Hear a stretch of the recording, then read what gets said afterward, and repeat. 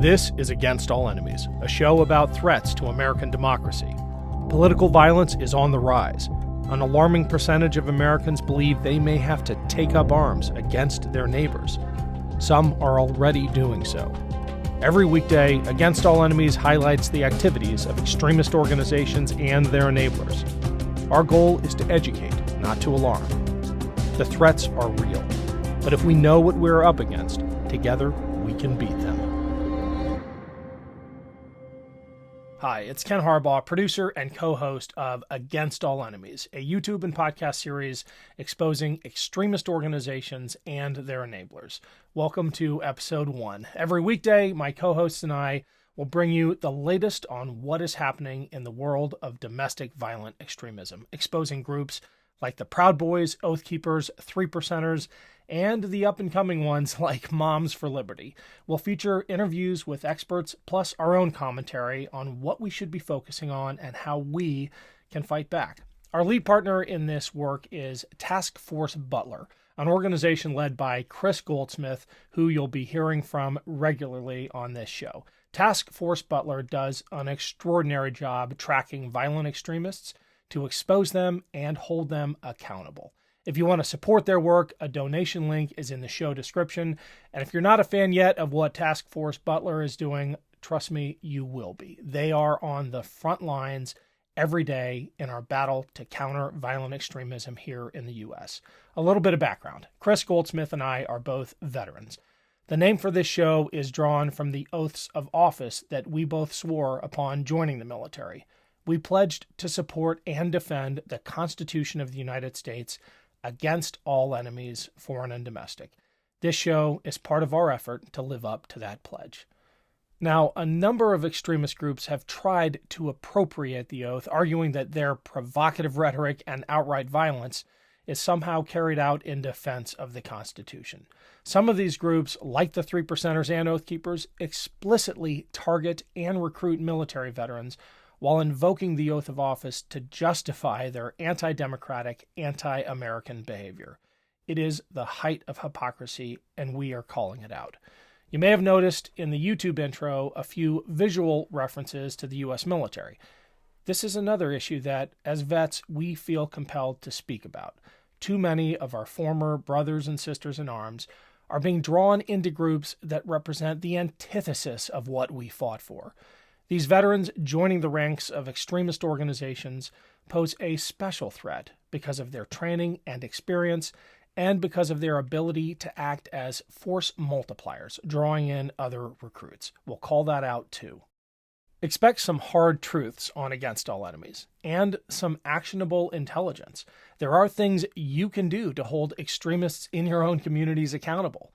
I'll give you just one example. You know those book bans that have been sweeping the country? They have been propelled by a handful of extremists, often in coordination with each other, with the backing of groups like Moms for Liberty, which, by the way, openly and proudly quoted Hitler in a recent newsletter. When these groups are challenged at public meetings for school boards or libraries, they often back down. And who is standing up to them? It's us. As Alice Walker famously said, we are the ones we have been waiting for. If we're going to push back against the extremist wave sweeping this country, it's going to take all of us working together. So that's what to expect from this show. Please like and subscribe, and if you have questions or suggestions, leave them in the comments. We will do our best to get back to you. For today, I want to talk about the normalization of extremist language and symbols. You've probably seen the Nazi flags being waved outside Disney World in Florida. These kinds of displays would have been unthinkable not long ago. But something has emboldened the extremist fringe to express itself in ways they wouldn't have dared to a few years back. When it comes to who is providing that permission structure for expressing extremist ideology, we don't have to look far. Take a look at this short clip from a recent political rally. What should President Trump do on day one when he gets back in? Lock Lock him up, right? The deep state, take it down? Yeah, take it down. And it's take him to the train station. Take him to the train station? I didn't say that. But the deep state's got to go, right? That saying, "take them to the train station," is a reference to the Holocaust. It's a line that appears everywhere on right-wing websites and in extremist chat rooms, and the fact that just about everyone in that video appeared to get the reference and then laugh at it tells you a lot. Now, that laughter is a classic defense mechanism. You say something this disgusting, this anti-Semitic, then retreat. And when called out, you claim you were just joking. But this is how a genocidal mindset becomes normalized. This crowd is literally laughing at the suggestion of sending political opponents to gas chambers. It's not hard to see how we get from that to Nazi flags outside Disney World. The normalization of violent, hate-filled rhetoric is one of the markers of a society rushing towards civil strife. When political enemies are cast as subhuman, worthy not only of contempt but of murder, then violence isn't far behind. This kind of talk is dangerous and undemocratic, and we are going to call it out. But what we could really use are political leaders with credibility in crowds like the one you just saw calling it out as well.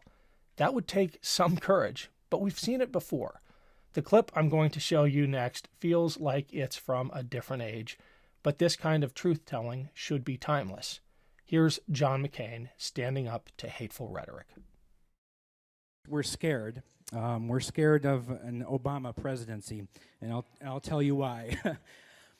I'm concerned about someone that cohorts with domestic terrorists such as Ayers. I have to tell you, he is a decent person and a person that you do not have to be scared as President of the United States. Now, I got to ask you a question. I do not I can't trust Obama. I have read about him, and he's an Arab. He is not. No? No, ma'am. He's a decent family man, citizen that I just happen to have disagreements with on fundamental issues, and that's what this campaign is all about. He's not. Thank you. Thank you.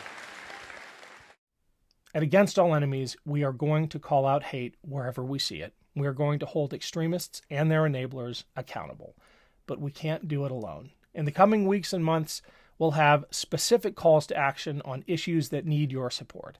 In the meantime, stay vigilant and know that the violent and hateful rhetoric we see so much of today, the book bans and Nazi flags, that is not normal in a free, safe, and stable society. Stand up to it when you can, in school board meetings or in online groups. And if you want to support the work we're doing here, help us grow this show. Please like and subscribe, tell 2 friends about what we're doing here, and repost us on social media. Thanks for your support. I'm Ken Harbaugh. We'll be back tomorrow.